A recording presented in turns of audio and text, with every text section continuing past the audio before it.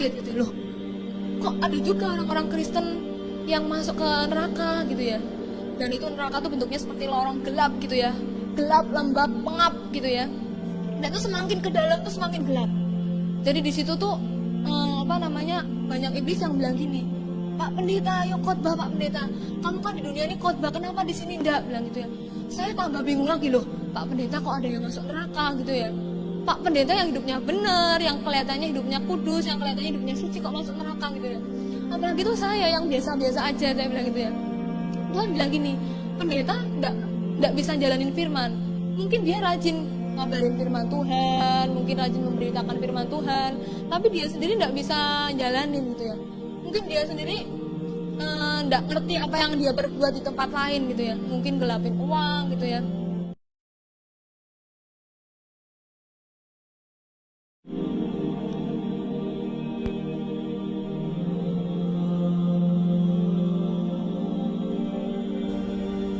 Shalom saudara, selamat sore. Saya mengucap syukur kalau sampai saat ini saya masih boleh ada, masih boleh diberi kesempatan Tuhan untuk hidup, untuk bersaksi, untuk semuanya oleh karena kasih karunia Tuhan.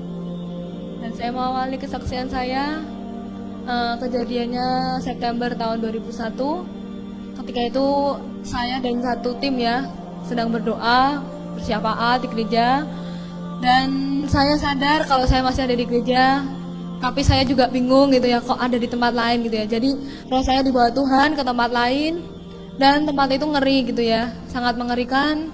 Dan di sana tuh baunya bau busuk gitu ya, bau amis, bau darah, bau benda-benda kebakar gitu. Ya baunya gak karuan gitu ya, bau busuknya gak karuan. Jadi kalau pasar ikan tuh kalah baunya sama bau neraka gitu ya. Dan saya di situ ngelihat berbagai hal yang mengerikan. Dan yang paling saya tidak tahan itu ceritanya, di sana banyak orang yang menjerit, minta tolong, minta ampun sama Tuhan. Mereka banyak yang bilang, Tuhan ampuni saya Tuhan, tolong saya Tuhan, ampuni saya Tuhan, saya sudah tidak kuat lagi di sini Tuhan, lepaskan saya Tuhan.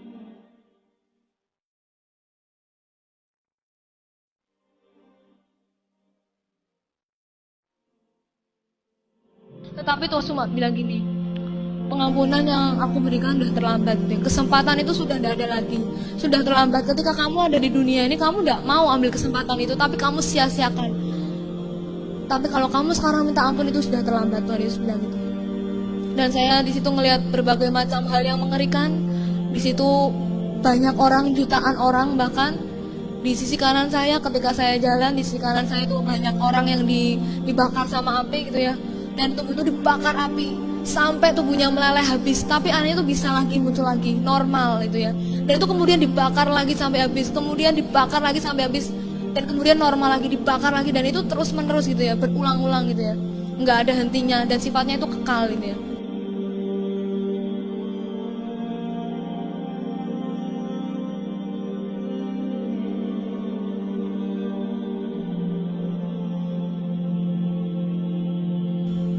Dan di sebelah sisi kanan saya, ketika saya jalan, saya melihat jutaan orang juga itu digerogotin sama yang namanya ulat-ulat kecil gitu ya, ulat-ulat gitu ya.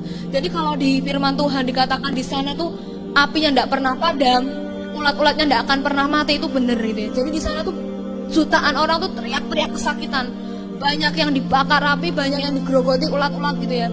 Dan tuh tubuh itu digerogoti dari bawah sampai ke atas gitu ya, habis tidak bersisa, tapi anehnya bisa timbul lagi, dan itu kemudian digerogoti lagi sampai habis, kemudian timbul lagi, dan itu terus menerus gitu ya. Dan saya lihat di sisi kanan saya yang digerogoti ulat itu kebanyakan itu dirinya Kristen, dan saya di situ lihat ngeri gitu ya, mereka tuh jerit-jerit minta tolong, minta ampun gitu, tapi itu semua udah terlambat gitu ya. Dan kalau saudara mau tahu itu jalannya aja lembek gitu ya, jadi jalannya aja kayak ingus gitu ya. Jadi lembek, lengket, dan baunya tuh tidak karuan gitu ya. Dan warnanya warna busuk gitu ya. Dan ketika itu Tuhan cuma bilang gini sama saya, setiap kamu jumpai orang, terutama orang yang tidak percaya, kamu bersaksi, kamu cerita bahwa neraka itu benar-benar ada, bahwa surga itu benar-benar ada. Kalau mereka tidak percaya, tidak apa-apa. Kalau mereka percaya, itu lebih baik gitu ya. Dan Tuhan bilang gini, pokoknya kamu sampein aja, kamu cuma nyampein. Jadi kamu nggak usah bingung loh, Tuhan ini nih gimana, kalau mereka nggak percaya itu nggak usah bingung gitu ya. Tuhan bilang pokoknya kamu sampein, kalau mereka percaya ya puji Tuhan, kalau nggak percaya nggak apa-apa. Keputusan ada di tangan masing-masing gitu ya. Keputusan ada di tangan orang-orang yang mendengarkan kesaksian. Jadi ketika itu saya terus diajak jalan sama Tuhan, dan di situ seperti ada persimpangan gitu ya, jadi ke kiri dan ke kanan. Di situ bentuknya seperti sel-sel, jadi satu sel itu diisi satu orang, dan ada iblis-iblis juga di situ. Dan iblis-iblis di situ tuh ketawa gitu, kesenangan gitu. Dan di situ tuh banyak yang jerit-jerit, banyak yang nangis, banyak yang nggak tahan gitu ya akan siksaan yang ada gitu. Ada yang matanya dicungkil gitu ya, matanya dicungkil keluar gitu, sampai darah itu mengucur gitu ya, ngucur terus mengalir deras gitu. Tapi anehnya bisa timbul lagi, bisa muncul lagi mata yang baru, dan itu kemudian dicungkil lagi, tuh sakitnya kayak apa gitu ya. Dan itu ada yang tangan yang dikuliti, ada tangan yang dipotong-potong. Kalau misalnya kita kena pisau sedikit aja perih gitu ya, darah ngalir dari tubuh kita tuh perih gitu ya. Apalagi itu gitu di neraka, dikuliti, di tangannya dipotong-potong sampai darah itu mengalir deras gitu ya. Dan kaki dipotong-potong sampai darah itu mengalir deras, lidahnya dipotong-potong.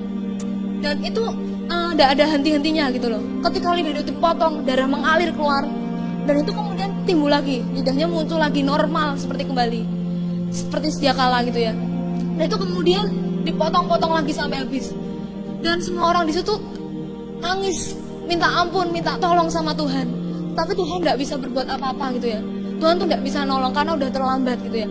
Dan saya tanya sama Tuhan, Tuhan, orang-orang yang di sini ini orang-orang yang nggak percaya sama Tuhan toh, saya bilang gitu. Tapi Tuhan bilang gini, oh enggak tuh, kalau yang di sini tuh orang-orang Kristen gitu ya, yang percaya sama Tuhan Yesus Kristus. Saya kaget gitu loh, kok ada juga orang-orang Kristen yang masuk ke neraka gitu ya.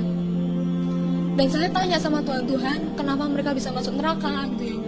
Dan Tuhan bilang gini, setiap kita yang diberi anggota tubuh lengkap gitu ya, yang diberi anggota tubuh gitu ya, harus mempertanggungjawabkan setiap bagian anggota tubuh kita. Jadi Tuhan menciptakan tangan untuk menyembah Tuhan, untuk memuliakan Tuhan. Tetapi kalau misalnya kita gunakan untuk misalnya mukul, membunuh, itu tuh sudah tidak berkenan di hadapan Tuhan gitu ya. Pokoknya setiap apa yang kita perbuat itu Tuhan ngerti. Mungkin mata buat memandang hal-hal yang baik, buat menuntun kita untuk pergi ke tempat-tempat yang baik, untuk pergi ke gereja. Tapi matanya digunakan untuk misalnya menonton video porno, baca buku-buku yang tidak benar. Itu nanti Tuhan tahu gitu ya. Setiap kita mempertanggungjawabkan perbuatan kita gitu ya.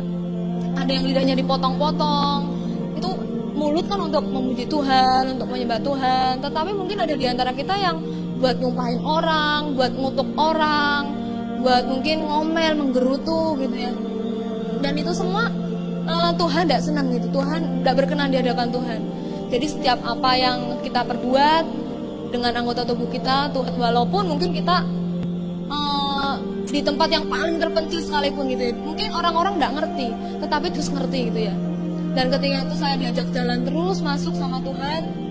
Dan kalau darah monta itu dindingnya itu juga sama gitu ya, jadi dindingnya itu kayak ingus gitu ya, kayak umbel gitu ya, jadi lengket-lengket gitu ya. Dan baunya minta ampun ya, bau busuknya minta ampun ya.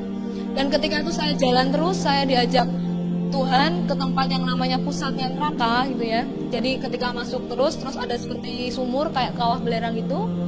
Dan di situ ada orang yang diikat dua-dua, ada yang perempuan sama perempuan, laki sama laki gitu ya. Dan saya tanya sama Tuhan, Tuhan ini nih kenapa kok diikat dua-dua gitu ya, kok perempuan sama perempuan, laki sama laki. Tuhan bilang gini, ini buat orang yang lesbian sama homoseksual gitu ya. Jadi orang yang di dunia ini homoseksual, lesbian, termasuk banci-banci gitu ya, waria, itu nanti masuknya ke sana gitu ya. Mungkin mereka udah nyebut dirinya Kristen tapi masih homoseksual, lesbian, itu nanti masuknya ke sana gitu ya. Dan tidak jauh dari sana, dari tempat orang yang dihukum tadi, yang lesbian tadi, dan tempatnya masih sama di pusatnya neraka, itu juga ada orang-orang yang dihukum di kawah belerang ini, di pusatnya neraka. Itu buat orang-orang yang perdukunan gitu ya, buat orang-orang yang suka kedukun, suka cari pelarisan, mungkin sakit tidak sembuh-sembuh, tapi terus tidak percaya Tuhan lagi, kecewa sama Tuhan, terus perginya ke dukun, ke paranormal, ke suhu. Nanti itu tempatnya di sana gitu ya. Dan di situ juga di pusatnya neraka ada yang bentuknya seperti sel-sel. Jadi satu orang diisi satu sel diisi satu orang, dan di situ tuh orang-orang tuh maaf kata alat kelaminnya tuh digerogoti ulat-ulat gitu ya, digerogoti sampai habis, sampai darah tuh mengalir keluar terus, kemudian digerogoti lagi, dan itu normal lagi, tumbuh lagi, dan itu digerogoti lagi sampai habis gitu ya, dan itu terus berulang, tidak ada habis-habisnya, tidak ada kata-kata berhenti, tidak ada kata-kata istirahat. Dan Tuhan bilang setiap kita yang mungkin nyebut dirinya Kristen tapi masih bermain-main dengan kekudusan, masih ke tempat-tempat yang tidak benar, mungkin nggak punya istri tapi masih punya simpenan lain, itu nanti masuknya ke sana gitu ya. Seenaknya aja main-main dengan kekudusan, nanti masih ada waktu buat hidup. Nah, padahal kan kita semua tidak ngerti kapan kita dipanggil pulang, kapan Tuhan Yesus datang gitu ya. Dan ketika saya terus diajak masuk lebih dalam lagi, dan itu neraka tuh bentuknya seperti lorong gelap gitu ya, gelap, lembab, pengap gitu ya. Dan itu semakin ke dalam tuh semakin gelap. Jadi di situ tuh banyak iblis yang bilang gini, Pak Pendeta, ayo khotbah Pak Pendeta. Kamu kan di dunia ini khotbah, kenapa di sini enggak, bilang gitu ya. Saya tambah bingung lagi loh, Pak Pendeta kok ada yang masuk neraka gitu ya. Pak Pendeta yang hidupnya benar, yang kelihatannya hidupnya kudus, yang kelihatannya hidupnya suci kok masuk neraka gitu ya. Apalagi tuh saya yang biasa-biasa aja, saya bilang gitu ya. Tuhan bilang gini, pendeta enggak bisa jalanin firman. Mungkin dia rajin ngabarin firman Tuhan, mungkin rajin memberitakan firman Tuhan, tapi dia sendiri tidak bisa jalanin gitu ya. Mungkin dia sendiri tidak ngerti apa yang dia perbuat di tempat lain gitu ya. Mungkin di atas mimbar bilang kudus, tapi di tempat lain punya simpenan, mungkin gelapin uang gitu ya. Nanti masuknya ke situ, ke neraka yang paling gelap ya.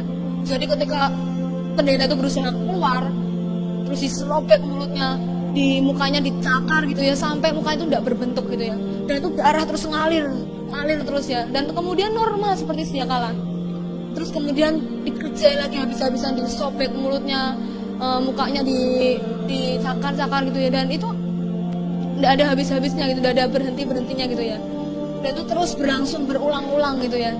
Dan di situ tuh pendeta-pendeta juga teriak-teriak gitu ya, minta ampun, minta tolong, Tuhan ampuni saya Tuhan, ampuni saya Tuhan, ampuni dosa saya Tuhan. Tetapi itu semua udah terlambat gitu ya. Ketika orang-orang itu udah ada di neraka, pengampunan itu udah terlambat, kesempatan itu sudah tidak ada lagi gitu ya.